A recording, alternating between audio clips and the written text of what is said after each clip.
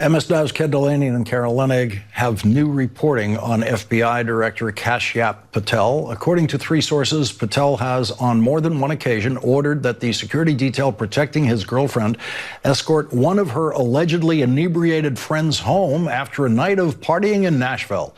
Patel's girlfriend, Alexis Wilkins, asked FBI agents on her security team at least 2 times, including once this spring, to drive her friend home, and agents objected to diverting from their assignment, said the sources, who were granted anonymity to discuss non-public matters. But Patel insisted they do as Wilkins requested, and in one case called the leader of Wilkins' security detail and yelled at him to do so. FBI spokesperson Ben Williamson broadly disputed that such events took place. This is made up and did not happen, Williamson said.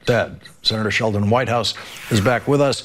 And Senator, these are FBI agents. These are people who are supposed to be tracking counterterrorism. These are people who are supposed to be working on serious criminal investigations.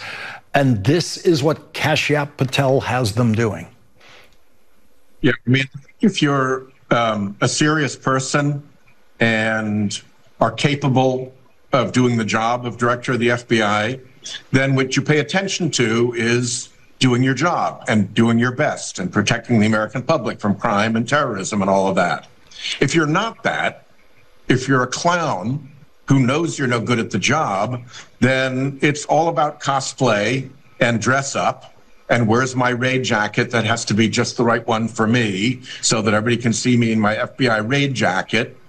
And then it is play with the toys, fly around with my girlfriend in the FBI jet, make my security detail drive her drunk friends home.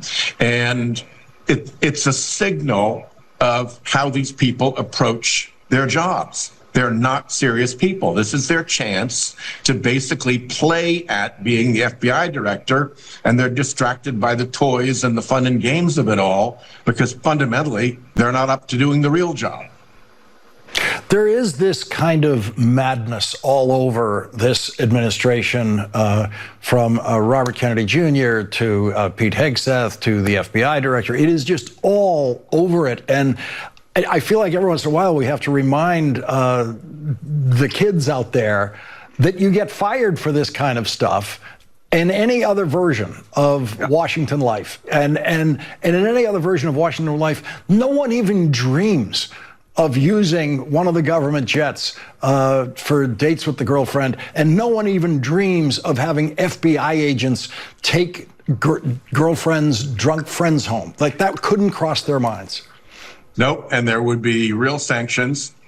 But in this case, it's like they've all come to a giant costume party in which they get to play act at the roles of really important jobs. And they get to have the security details and the guy with the thing in his ear and the black limos and the fancy office and people calling them Mr. Secretary or Mr. Director, and the jets and the whole thing. And that's what it's about for them, because for them, the job is fundamentally not serious. It's suck up to Trump, so you get to keep the job, so you get all the play clothes and the play toys to play around with, but it's not about doing the job for the American people in a serious or effective way. Senator Sheldon Whitehouse, thank you very much for joining us tonight. Thank you. Especially when powerful interests are involved. Schiff is raising a straightforward but critical question. Can the Justice Department be trusted to manage sensitive files honestly, or is political influence shaping what the public is allowed to see? That question goes to the heart of democratic accountability. The Epstein files are not just another set of documents. They represent years of investigation into criminal activity that involved some of the most influential figures in society, and the public has a right to know these records are being handled with integrity. Reports that the FBI devoted thousands of agents to reviewing the files, including flagging mentions of former President Trump, suggest a level of scrutiny that could either promote transparency or, if mishandled, result in selective disclosure that protects the powerful. Schiff's call for an independent audit by the Inspector General is meant to ensure the law is being followed, not interpreted to suit political convenience. Transparency in this context is complex. Redactions are legitimate when they protect victim privacy or ongoing investigations, but history shows they can also be used to shield wrongdoing or political embarrassment. Without independent oversight, neither the public nor Congress can distinguish between proper protections and selective concealment. This is why Schiff stresses the importance of the IG reviewing custody of the files and verifying any logs of withheld documents. This is not paranoia, but a necessary check to ensure justice is applied impartially. Schiff also places these concerns within a broader pattern of troubling behavior at the DOJ, including repeated failed attempts to indict New York Attorney General Letitia James despite presentations to grand juries where probable cause standards are relatively low. These failures point to a larger issue.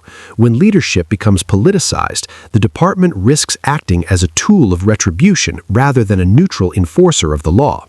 By linking the Epstein files to these broader patterns, Schiff underscores that this is not an isolated incident, but part of a systemic challenge in how power is exercised. The takeaway for viewers is clear.